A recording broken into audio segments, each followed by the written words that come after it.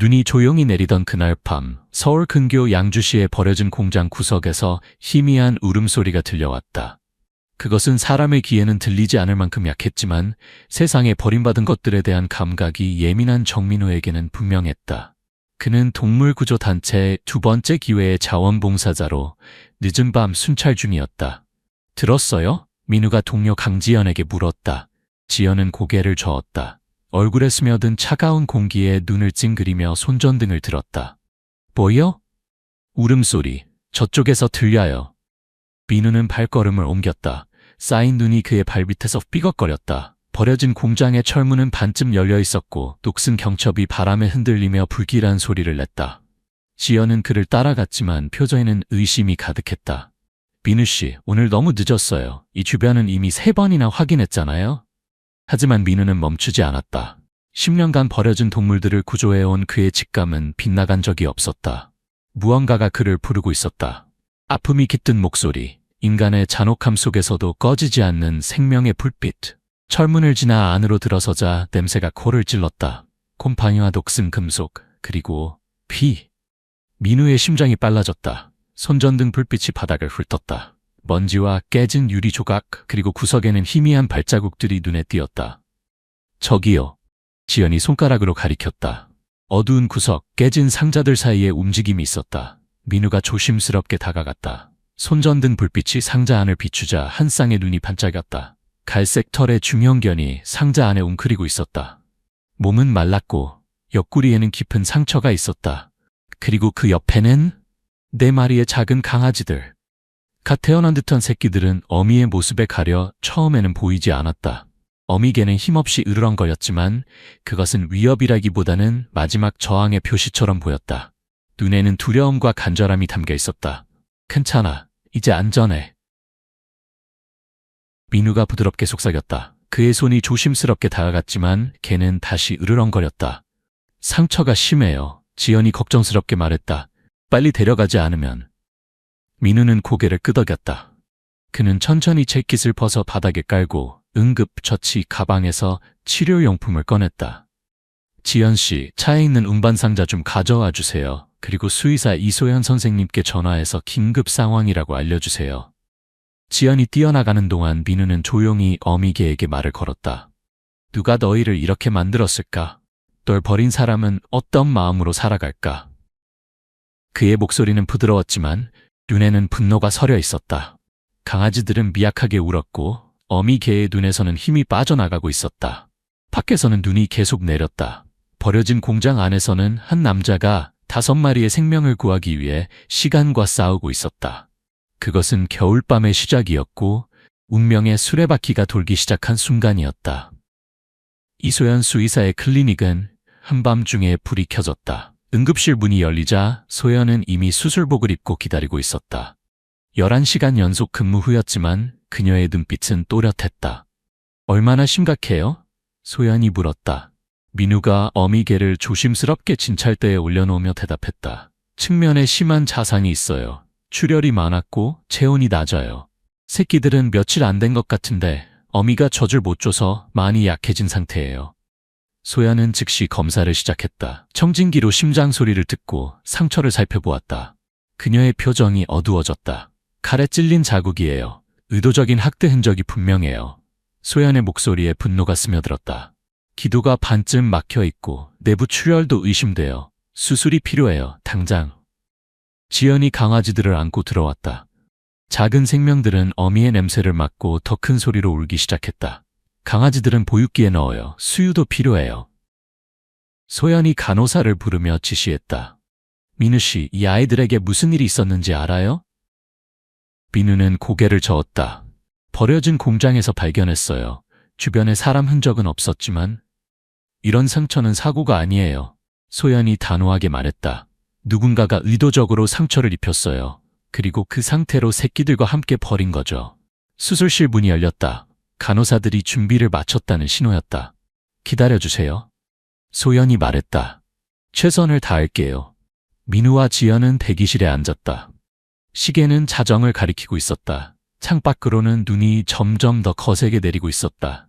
살 수 있을까요? 지연이 물었다. 민우는 한동안 대답하지 않았다. 그의 마음은 이미 어두운 생각의 벼랑 끝에 서 있었다. 그는 너무 많은 생명이 인간의 손에 쓰러지는 것을 보아왔다. 버림받은 개들, 학대당한 고양이들, 실험실에서 고통받는 동물들, 그리고 그들을 구하지 못했던 순간들의 기억. 살아야 해. 그의 목소리는 작았지만 확고했다. 그 아이들은 살아서 증언해야 해. 이 세상에 존재하는 잔혹함에 대해. 시간은 천천히 흘렀다. 1시간, 2시간. 창밖에서는 도시의 불빛이 하나둘 꺼져갔지만 클리닉의 수술실 불빛만은 밝게 타오르고 있었다. 새벽 3시 수술실 문이 열렸다. 소연이 나왔다. 그녀의 수술복에는 피가 묻어 있었고 얼굴은 지쳐 보였다. 하지만 그녀의 입가에는 희미한 미소가 있었다. 어머니는 살았어요. 소연이 말했다. 아직 위험한 상태지만 내부 장기는 다행히 크게 손상되지 않았어요. 새끼들도 잘 버티고 있어요. 영양 상태가 좋지 않지만 젖병 수유에 반응하고 있어요. 민우와 지연은 안도의 한숨을 내쉬었다. 이름을 지어야겠어요. 지연이 말했다. 어머니와 새끼들에게 이름이 필요해요. 민우가 잠시 생각에 잠겼다. 어머니는 세라라고 부르면 어떨까요? 새로운 시작이란 뜻이잖아요. 그리고 새끼들은 희망, 사랑, 믿음, 용기. 지연이 덧붙였다. 소연이 조용히 고개를 끄덕였다. 좋은 이름이에요. 하지만 그녀의 표정이 다시 어두워졌다. 이 상처를 낸 사람을 찾아야 해요. 이건 명백한 동물 학대 사건이에요. 민우의 눈빛이 바뀌었다. 구조자의 따뜻함이 사라지고 냉철한 결의가 그 자리를 대신했다. 네, 찾아야죠. 그리고 책임을 물어야 합니다. 소연은 민우의 눈을 바라보았다. 그녀는 그가 단순한 구조자가 아니라는 것을 알고 있었다. 그는 전직 형사였다. 사건 현장에서의 트라우마로 인해 경찰을 그만두고 지금은 동물 구조에 인생을 바치고 있는 사람. 조심하세요. 소연이 말했다. 당신도 알잖아요. 동물을 학대하는 사람들은 인간에게도 위험할 수 있다는 걸. 민우는 아무 말도 하지 않았다. 그저 창밖을 바라볼 뿐이었다. 눈은 그쳤고 어둠 속에서 새로운 날이 밝아오고 있었다. 세라와 새끼들에게는 두 번째 삶이, 그리고 민우에게는 또 다른 정의의 추적이 시작되는 아침이었다. 아침 햇살이 클리닉 창문을 통해 비추었을 때 민우는 이미 깨어 있었다. 그는 밤새 대기실 의자에서 잠들었다가 새벽에 일어나 노트북을 펴고 작업을 시작했다. 지연은 옆 의자에서 아직 잠들어 있었다. 벌써 일어나셨네요. 소연이 커피 2잔을 들고 다가왔다. 민우는 고맙다는 듯 커피를 받아들었다. 세라는 어때요? 예상보다 회복이 빨라요. 의지가 강한 아이예요. 소연이 커피를 홀짝이며 민우의 노트북 화면을 흘려보았다. 지도예요? 민우는 고개를 끄덕였다. 세라를 발견한 공장 주변이에요. 최근 3개월간 이 지역에서 발생한 동물 학대 및 유기 사건을 표시해봤어요. 스크린에는 양주시 지도가 펼쳐져 있었고 붉은 점들이 여러 곳에 찍혀 있었다. 대부분은 산발적으로 흩어져 있었지만 세라가 발견된 지점 주변에는 점들이 밀집해 있었다. 한 명의 범행이라고 생각하는 거예요? 소연이 물었다. 확실하진 않지만 가능성이 높아요. 동물 학대는 대개 패턴이 있어요. 민우가 대답했다. 지연이 눈을 비비며 일어났다. 무슨 이야기 중이에요? 민우 씨가 수사를 시작했어요. 소연이 웃으며 말했지만 그녀의 눈에는 걱정이 서려 있었다. 지연은 세라와 강아지들을 보기 위해 입원실로 향했고 민우와 소연은 대화를 이어갔다. 이 사건들 중 몇몇은 보고만 됐을 뿐 제대로 수사되지 않았어요. 민우가 말했다. 경찰은 동물 관련 사건에 우선순위를 두지 않죠. 소연이 한숨을 쉬었다. 알아요. 너무 자주 목격하죠. 이 지역에는 CCTV가 거의 없어요. 버려진 공장지대라 감시체계도 약해요. 민우가 지도를 확대하며 계속했다. 하지만 입구 쪽에 편의점이 하나 있어요. 거기 카메라에 뭔가 찍혔을지도 모르죠. 소연은 잠시 침묵했다가 조심스럽게 물었다. 당신 혼자 수사하려는 거예요? 민우는 쓴웃음을 지었다. 경찰에 신고할 거예요. 하지만 그의 눈빛이 어두워졌다. 당신도 알잖아요. 이런 사건이 어떻게 처리되는지. 소연은 알고 있었다. 동물 학대 사건은 종종 경미한 사건으로 분류되어 제대로 된 수사 없이 종결되곤 했다. 특히 증거가 부족하거나 피해 동물이 주인 없는 유기견일 경우에는 더욱 그랬다. 조심해요. 소연이 다시 한번 당부했다. 민우는 고개를 끄덕였지만 그의 마음은 이미 증거를 찾아 나서고 있었다. 컴퓨터 화면 위로 그의 손가락이 움직이며 또 다른 창을 열었다. 그곳에는 세라의 상처 사진과 함께 메모가 적혀 있었다. 사용된 흉기, 맞춤형 사냥용 칼 추정, 날카로운 일직선 절단면, 전문적인 도구일 가능성 높음. 소연은 그 메모를 보고 몸을 떨었다. 그럼 이건 단순한 학대가 아니라?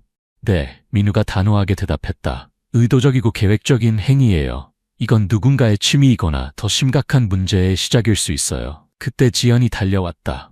그녀의 표정은 밝았다. 세라가 눈을 떴어요. 그리고 강아지들을 인식했어요. 세 사람은 서둘러 입원실로 향했다. 석양의 빛이 비치는 방에서 세라는 약하게 꼬리를 흔들고 있었다. 그녀의 옆에는 특수 보육기 안에 4마리의 강아지들이 나란히 누워 있었다. 민우는 세라의 머리를 부드럽게 쓰다듬었다. 용감한 어머니구나. 내 새끼들을 위해 끝까지 버텼어. 세라의 눈에는 아직 두려움이 남아 있었지만 이제 그 두려움 속에 희미한 신뢰의 빛이 깃들기 시작했다. 민우의 손길이 닿자 그녀는 더 이상 으르렁거리지 않았다. 이제 안전해. 민우가 약속하듯 말했다. 그리고 당신을 다치게 한 사람 반드시 찾아내겠어. 창밖으로는 해가 지고 있었다. 새로운 하루가 끝나고 어둠이 다시 세상을 감싸기 시작했다. 그리고 그 어둠 속에서 한 남자는 정의를 찾아 나서기 위한 준비를 하고 있었다. 눈이 그친 후 이틀째 되는 날, 민우는 세라가 발견된 공장 근처를 다시 찾았다. 이번에는 혼자였다. 그는 전직 형사로서의 감각을 되살려 현장을 면밀히 조사하고 싶었다. 해는 이미 기울기 시작했고 겨울의 이른 저녁이 다가오고 있었다. 민우는 두꺼운 재킷 안에 녹음기와 카메라, 그리고 작은 손전등을 넣었다. 만약을 위해 주머니에는 접이식 나이프도 있었다. 공장 주변은 여전히 고요했다. 눈이 녹아 길은 질척거렸고 군데군데 얼어붙은 웅덩이가 햇빛에 반짝였다. 민우는 천천히 공장 주변을 살폈다. 처음 방문했을 때는 어둠과 급박한 상황으로 인해 놓쳤을지 모르는 단서들을 찾기 위해서였다. 공장 뒤편에 있는 좁은 통로를 따라 걷던 민우는 갑자기 멈춰섰다. 눈 위에 찍힌 발자국. 그의 것도 지연의 것도 아닌 발자국이었다. 작은 사이즈의 남성용 신발 자국으로 보였다. 민우는 카메라를 꺼내 발자국을 여러 각도에서 촬영했다. 발자국은 공장 뒷문으로 이어졌다가 다시 멀어지는 패턴을 보였다. 누군가가 공장에 들어갔다가 나온 흔적이 분명했다. 세라를 발견한 후에 만들어진 자국이야. 민우는 생각했다. 눈이 그친 후에 찍힌 발자국이었기 때문이다. 뒷문은 잠겨있지 않았다. 민우는 조심스럽게 문을 열었다. 안은 여전히 어둡고 습했지만 이제 그는 주변을 더 자세히 볼 수 있었다. 구석에 있던 상자들, 세라와 새끼들이 있던 자리, 그리고 민우의 시선이 바닥에 떨어진 작은 물체에 꽂혔다. 그것은 버튼이었다. 검은색 코트에서 떨어진 듯한 금속 버튼. 민우는 증거봉투를 꺼내 조심스럽게 버튼을 집어넣었다. 그때였다. 가벼운 발소리가 들렸다. 누군가가 공장 안으로 들어오고 있었다. 민우는 재빨리 상자들 뒤로 몸을 숨겼다. 심장이 빠르게 뛰었다. 그는 호흡을 가다듬으며 조용히 기다렸다. 문이 열리고 한 남자가 들어왔다. 키가 크지 않은 마른 체격의 남자였다. 그는 검은 코트를 입고 있었고 모자를 깊게 눌러쓰고 있어 얼굴은 보이지 않았다. 남자는 천천히 주변을 둘러보더니 세라가 있던 자리로 다가갔다. 민우는 숨을 죽이고 지켜보았다. 남자는 한동안 그 자리에 서서 무언가를 찾는 듯했다. 그러다 갑자기 몸을 돌려 다른 방향을 살폈다. 그 순간 민우는 남자의 얼굴 일부를 볼 수 있었다. 날카로운 턱선, 얇은 입술, 그리고 왼쪽 뺨에 있는 작은 흉터. 남자는 무언가를 중얼거렸다. 민우는 그 말을 들을 수 없었지만 남자의 행동에서 초조함이 느껴졌다. 그는 몇 분 더 주변을 살피다가 갑자기 발걸음을 돌려갔다. 민우는 그를 따라가야 할지 고민했다. 하지만 지금은 그를 추적할 만한 충분한 증거가 없었다. 그는 남자가 충분히 멀어질 때까지 기다렸다가 조심스럽게 밖으로 나왔다. 해는 완전히 져서 어둠이 내려앉고 있었다. 민우는 발자국을 따라 남자의 이동 경로를 추적했다. 발자국은 공장에서 약 200m 떨어진 주차장으로 이어졌다. 그곳에서 자국은 사라졌다. 아마도 차에 탑승한 것으로 보였다. 민우는 주변을 살펴 CCTV가 있는지 확인했다. 다행히 인근 편의점의 카메라가 주차장 일부를 비추고 있었다. 민우는 즉시 편의점으로 향했다. 죄송합니다만 CCTV 영상을 확인할 수 있을까요? 경찰 수사와 관련된 일입니다. 민우는 점원에게 말했다. 점원은 의심스러운 눈빛으로 그를 바라보았다. 경찰이세요? 민우는 잠시 망설였다. 전직 형사입니다. 지금은 동물구조단체에서 일하고 있어요. 이틀 전 심하게 다친 개와 새끼들을 발견했는데 동물학대 사건으로 보입니다. 점원의 표정이 바뀌었다. 그 이야기 들었어요. 너무 끔찍하더라고요. 잠시만요. 매니저를 불러볼게요. 잠시 후 민우는 작은 사무실에서 CCTV 영상을 확인할 수 있었다. 그는 세라를 발견한 날과 그 이후의 영상을 집중적으로 살폈다. 그리고 마침내 찾았다. 오늘 오후 검은 코트를 입은 남자가 주차장에 주차된 회색 승용차에 타는 모습이 선명하게 찍혀 있었다. 차량 번호판도 보였다. 민우는 재빨리 번호판을 메모하고 영상을 저장해달라고 요청했다. 매니저는 기꺼이 도움을 주었다. 이 사람을 아세요? 매니저가 물었다. 민우는 고개를 저었다. 아직은 아니지만 곧 알게 될 거예요. 밖으로 나온 민우는 잠시 생각에 잠겼다. 이 정보를 경찰에 바로 넘겨야 할지 아니면 좀 더 조사해야 할지. 그는 휴대폰을 꺼내 번호판 정보를 검색했다. 차량은 김도훈이라는 사람 앞으로 등록되어 있었다. 민우는 이름을 메모한 후 클리닉으로 돌아가기로 했다.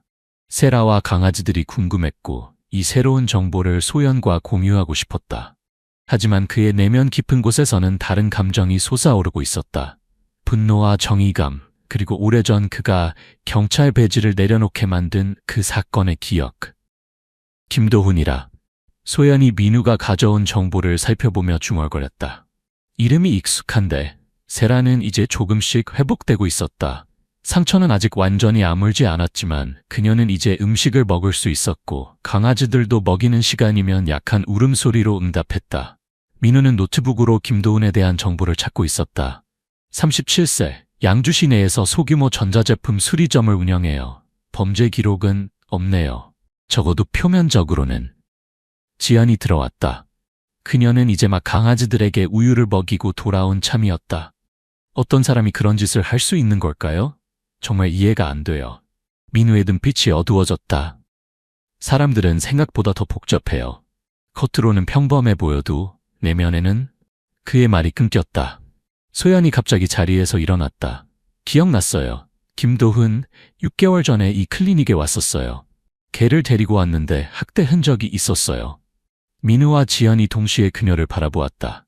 당시에 의심스러웠지만 그는 개가 사고로 다쳤다고 주장했어요. 증거가 부족해서. 소연의 목소리가 작아졌다. 민우가 바로 물었다. 기록이 남아있나요? 소연은 컴퓨터를 열고 데이터베이스를 검색했다.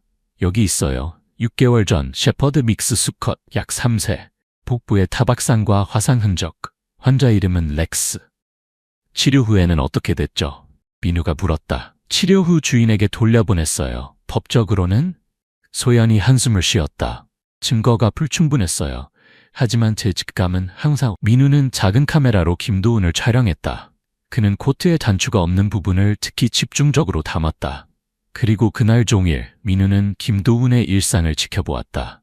김도훈은 평범해 보였다. 가게에서 제품을 수리하고 손님을 응대하고 점심을 먹기 위해 근처 식당에 갔다가 돌아왔다. 그의 행동에서 특이한 점은 보이지 않았다. 하지만 민우는 알고 있었다. 악마는 종종 평범한 가면을 쓰고 있다는 것을. 오후 6시, 김도훈은 가게 문을 닫고 회색 승용차에 탔다. 민우는 조심스럽게 그를 따라갔다. 김도훈은 스포츠센터에 들러 2시간 동안 운동을 했고 그 후 집으로 향했다. 그의 집은 도시 외곽의 조용한 주택가에 있었다. 작은 단독주택이었다. 담장은 높았고 정원은 잘 관리되어 있었다. 민우는 집에서 조금 떨어진 그 차를 세우고 지켜보았다. 그날 밤 김도훈은 집에서 나오지 않았다. 민우는 차 안에서 밤을 새며 감시를 계속했다. 다음 날도 그 다음 날도 비슷한 패턴이 반복되었다.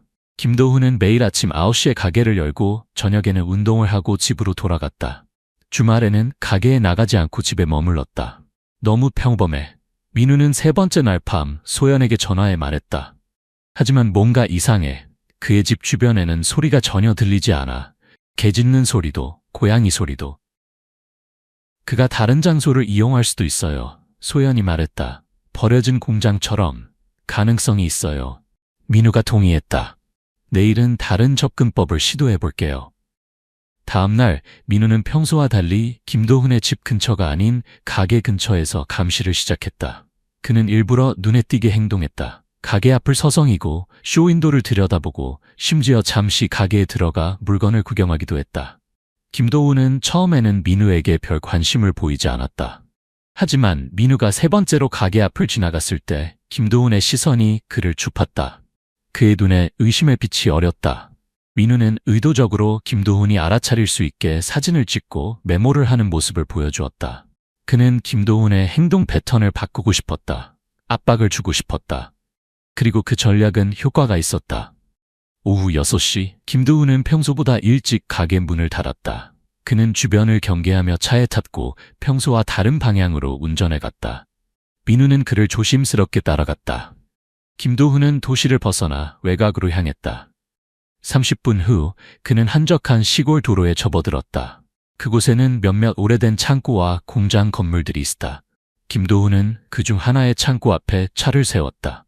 그는 주변을 살피다가 창고 안으로 들어갔다. 민우는 차에서 내려 조심스럽게 창고로 접근했다. 그는 작은 디지털 카메라를 꺼내 녹화 버튼을 눌렀다.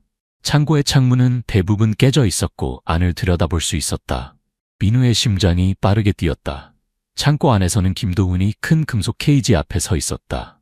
케이지 안에는 개가 있었다. 크고 마른 독일산 셰퍼드. 민우는 즉시 소연이 언급한 렉스임을 알아차렸다. 김도훈은 천천히 장갑을 끼고 가방에서 무언가를 꺼냈다. 그것은 긴 칼이었다. 사냥용 칼. 세라의 상처를 낸 것과 같은 종류의 칼. 민우의 숨이 멎었다. 그는 즉시 휴대폰을 꺼내 경찰에 신고했다. 양주경찰서입니까? 긴급 상황입니다. 동물 학대 현행범을 발견했습니다. 위치는 민우는 창고의 주소를 알려주었다. 용의자는 김도훈이라는 사람입니다. 그는 위험한 무기를 소지하고 있습니다. 빨리 와주세요. 그리고 민우는 결정적인 순간에 직면했다. 경찰이 도착할 때까지 기다려야 할까? 그 사이에 렉스는 또 다른 고통을 겪을 것이다. 아니면 직접 개입해야 할까? 그것은 위험한 선택이었다. 민우는 깊게 숨을 들이마셨다. 그리고 결정했다. 창고 문이 열리는 소리에 김도훈은 뒤를 돌아보았다. 그의 손에는 여전히 칼이 들려 있었다. 누구십니까? 김도훈이 물었다. 그의 목소리는 놀랍도록 침착했다. 민우는 천천히 안으로 걸어 들어왔다. 안녕하세요, 김도훈 씨. 저는 정민우입니다. 김도훈은 눈을 가늘게 떴다. 당신, 나를 따라왔군요. 네, 민우가 대답했다. 세라를 찾아낸 이후로요? 세라? 김도훈이 혼란스러운 표정을 지었다. 당신이 상처 입히고 버린 어미개요. 4마리 강아지와 함께. 민우의 목소리는 차갑게 가라앉았다. 그리고 이 아이는 렉스군요. 케이지 안의 개가 낮게 으렁거렸다. 그의 몸에는 여러 상처 자국이 있었고 왼쪽 눈 주변은 흉터로 일그러져 있었다. 김도훈은 잠시 침묵했다. 그의 표정이 변했다. 혼란에서 분노로, 그리고 이상하게도 평온함으로. 그래서요? 그가 마침내 말했다. 개는 그저 동물일 뿐입니다. 제 소유물이죠. 민우는 충격을 감추지 못했다. 소유물이라고요? 생명은 소유할 수 없습니다. 당신은 이 아이들에게 고통을 주고 있어요. 김도훈이 웃었다. 그것은 즐거움이나 행복이 담긴 웃음이 아니었다. 그것은 비어있는 감정이 결여된 웃음이었다. 고통이요? 그게 뭐가 중요한가요? 모든 생명은 결국 고통 속에서 죽어갑니다. 저는 그저 과정을 관찰할 뿐이죠. 민우는 김도훈의 말에 전율을 느꼈다. 그는 단순한 학대자가 아니었다. 그는 사이코패스였다. 고통을 주는 것에서 쾌감을 느끼는 사람. 당신은 아픈 사람이에요, 김도훈 씨. 민우가 말했다. 도움이 필요해요. 도움. 김도훈이 다시 웃었다. 당신이 뭘 알아요? 당신은 그저 동물을 구하는 영웅놀이를 하는 사람일 뿐이죠. 하지만 진정한 힘은 생명을 주는 것이 아니라 그것을 통제하는 데 있어요. 김도훈이 천천히 민우를 향해 걸어왔다. 그의 손에 든 칼이 창고의 희미한 빛에 반짝였다. 경찰이 오고 있어요, 민우가 말했다. 모든 것이 끝났어요. 김도훈은 멈추지 않았다. 그들이 도착하기 전에 우리는 작별 인사를 나눠야겠군요. 민우는 천천히 뒤로 물러났다. 그는 주머니 속의 접이식 나이프를 만졌지만 꺼내지는 않았다. 그는 폭력으로 대응하고 싶지 않았다. 진정하세요, 김도훈 씨. 민우가 말했다. 더 이상의 폭력은 의미가 없어요. 김도훈은 멈춰섰다. 그의 눈에 이상한 빛이 어렸다. 의미요? 모든 것은 의미가 없어요. 우리는 모두 먼지로 돌아갈 뿐이죠. 그 순간 케이지 안의 렉스가 크게 짖기 시작했다. 그것은 경고의 신호였다. 김도훈이 갑자기 민우를 향해 달려들었다. 칼이 공기를 가르며 민우의 팔을 스쳤다. 민우는 재빨리 몸을 피했다. 그는 경찰 출신답게 방어 자세를 취했다. 김도훈이 다시 공격해오자 민우는 그의 팔을 잡아 비틀었다. 두 사람은 바닥에 쓰러졌고 칼은 멀리 날아갔다. 김도훈은 예상보다 강했다. 그는 민우의 턱을 강하게 쳤다. 민우는 순간 정신이 흐려졌지만 곧 정신을 차리고 김도훈을 밀쳐냈다. 더 이상은 안 돼요. 민우가 말했다. 당신은 이미 충분한 고통을 주었어요. 김도훈은 비틀거리며 일어섰다. 그의 눈에는 광기가 어려 있었다. 당신은 이해하지 못해요. 아무도 이해하지 못해요. 그는 다시 칼을 향해 달려갔다. 민우는 그를 막기 위해 몸을 던졌다. 두 사람은 다시 한번 격렬하게 몸싸움을 벌였다. 그때였다. 창고 밖에서 사이렌 소리가 들렸다. 경찰이 도착한 것이다. 김도훈의 눈에 패닉이 어렸다. 그는 민우를 밀쳐내고 뒷문을 향해 달렸다. 민우는 그를 뒤쫓았다. 멈춰요. 민우가 소리쳤다. 하지만 김도훈은 멈추지 않았다. 그는 뒷문을 열고 밖으로 뛰쳐나갔다. 민우는 그를 쫓아 어두운 밤 속으로 달렸다. 창고 뒤에는 작은 숲이 있었다. 김도훈은 나무 사이로 사라졌다. 민우는 숨을 가다듬으며 그를 따라갔다. 어둠 속에서 추적은 어려웠다. 민우는 발소리와 부러지는 나뭇가지 소리에 의존해야 했다. 그는 천천히 조심스럽게 앞으로 나아갔다. 그리고 마침내 그는 김도훈을 발견했다. 그는 작은 절벽 앞에 서 있었다. 뒤로는 깊은 계곡이 있었다.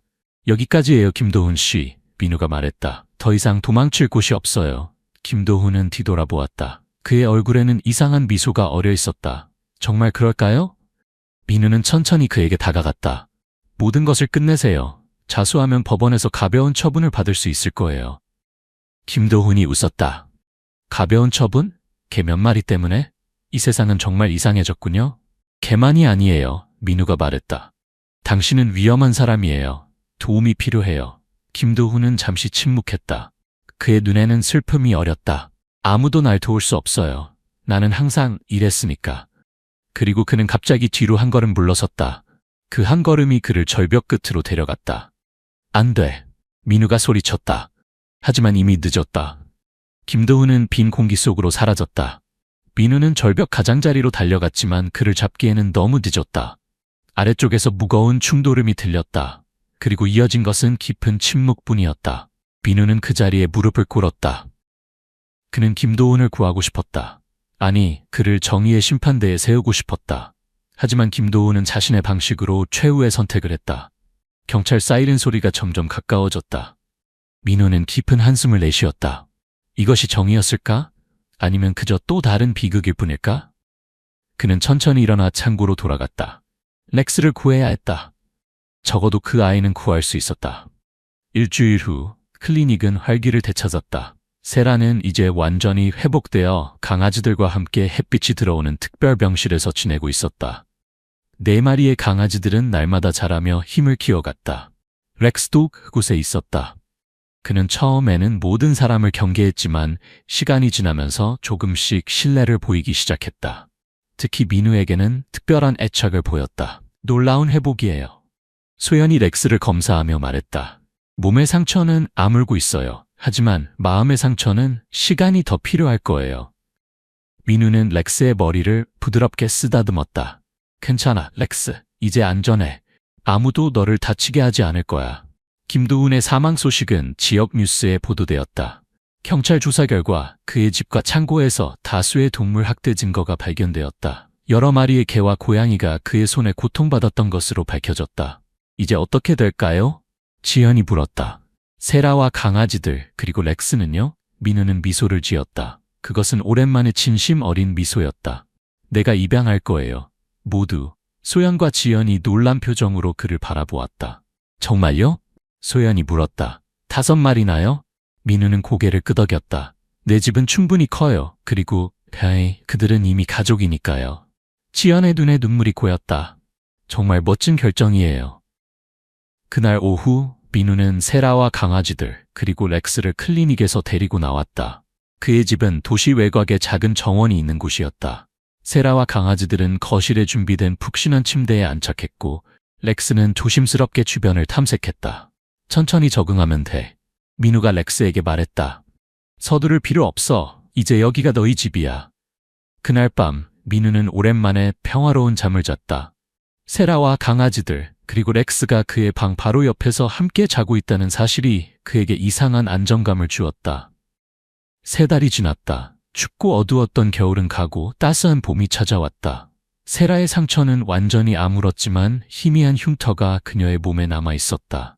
그것은 그녀가 겪은 고통의 기억이자 그녀의 강인함을 보여주는 징표였다. 강아지들은 놀라운 속도로 성장했다. 희망, 사랑, 믿음, 용기라는 이름을 가진 4마리의 강아지는 이제 뛰어다니며 놀기 시작했다. 그들은 고통의 순간에 태어났지만 그들의 눈에는 무한한 기쁨과 호기심만이 가득했다. 렉스도 놀라운 변화를 보였다. 처음에는 구석에 숨어있던 그가 이제는 민우와 함께 산책을 즐길 정도로 회복되었다. 그의 왼쪽 눈 주변의 흉터는 여전히 남아있었지만 그의 눈빛은 이제 두려움 대신 신뢰로 빛나고 있었다. 민우의 집 뒤뜰은 이제 작은 동물 천국이 되었다.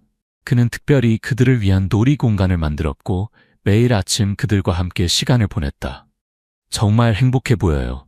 소연이 주말 방문 중에 말했다. 그녀는 정기적으로 세라와 강아지들 그리고 렉스의 건강을 체크하러 왔다. 네, 그래요. 민우가 미소 지으며 대답했다. 그들은 놀라운 회복력을 가지고 있어요. 인간보다 더 강한 것 같아요. 소연은 미소를 지었다. 동물들은 현재에 살아요. 과거에 집착하지 않죠. 그게 그들의 강점이에요. 민우는 그녀의 말에 깊이 공감했다. 그는 자신의 과거, 경찰 시절의 트라우마에 오랫동안 갇혀 있었다. 하지만 이제 이 5마리의 생명체와 함께하며 그도 조금씩 현재를 살아가는 법을 배우고 있었다. 이번 주말에 입양 행사가 있어요. 소연이 말했다. 저희 클리닉에서 주최하는데 와보시겠어요? 당신의 이야기가 다른 사람들에게 영감을 줄 수 있을 거예요. 민우는 잠시 생각했다. 그는 원래 사람들 앞에 나서는 것을 좋아하지 않았다. 하지만 세라와 강아지들 그리고 렉스의 이야기는 다른 동물들에게도 도움이 될 수 있었다. 네, 가겠습니다. 그가 마침내 대답했다. 우리 모두 함께요. 입양 행사 당일 민우는 세라와 강아지들 그리고 렉스를 데리고 클리닉에 도착했다. 행사장은 많은 사람들로 붐볐다. 모두가 입양을 기다리는 동물들을 보러 온 사람들이었다. 소연은 민우를 무대로 안내했다. 여러분, 오늘 특별한 손님을 소개해드리겠습니다. 정민우 씨와 그의 가족들입니다. 민우는 조금 긴장했지만 세라가 그의 옆에 서 있는 것을 느끼며 용기를 얻었다. 그는 자신의 이야기를 시작했다. 버려진 공장에서 세라와 강아지들을 발견한 이야기, 김도훈을 추적한 이야기, 그리고 렉스를 구조한 이야기. 저는 이 아이들을 구했다고 생각했습니다. 하지만 사실은 이 아이들이 저를 구한 거예요. 민우가 말했다. 그들은 저에게 다시 한번 삶의 의미를 찾게 해주었습니다. 청중들 중 많은 이들이 감동의 눈물을 흘렸다. 그리고 그날 클리닉에 있던 모든 동물들이 새로운 가정을 찾았다. 입양을 위해 긴 줄이 형성되었고 많은 사람들이 기부금을 내놓았다. 당신이 해냈어요. 소연이 민우에게 말했다. 한 명의 용기 있는 행동이 이렇게 많은 생명을 구할 수 있다는 걸 보여주셨어요. 민우는 그저 미소로 대답했다. 그의 곁에는 세라와 강아지들 그리고 렉스가 있었다. 그들의 눈에는 이제 두려움이 아닌 사랑과 희망이 가득했다. 1년이 지났다. 민우의 집은 이제 완전한 변화를 겪었다. 뒤뜰은 더 넓어졌고 그곳에는 2번째 기회라는 이름의 작은 동물 보호소가 생겼다. 그는 지연과 함께 이 보호소를 운영하며 학대받거나 버려진 동물들에게 새로운 삶의 기회를 제공하고 있었다. 세라와 강아지들은 이제 완전히 성장했다. 4마리의 강아지 중 2마리는 전문 치료견으로 훈련받아 병원과 요양원을 방문하며 사람들에게 위로를 주고 있었다. 나머지 2마리는 민우와 함께 보호소에서 일하며 새로 구조된 동물들을 안정시키는 역할을 했다. 렉스는 이제 민우의 그림자가 되었다. 그는 항상 민우의 곁을 지키며 특히 새로운 동물이 구조되어 오면 가장 먼저 다가가 그들을 맞이했다. 소연도 정기적으로 보호소를 방문하며 동물들의 건강을 체크했다. 그녀와 민우는 점점 더 가까워졌고 이제는 단순한 동료 이상의 관계로 발전하고 있었다. 오늘 새로운 구조견이 올 거예요. 지연이 사무실로 들어오며 말했다.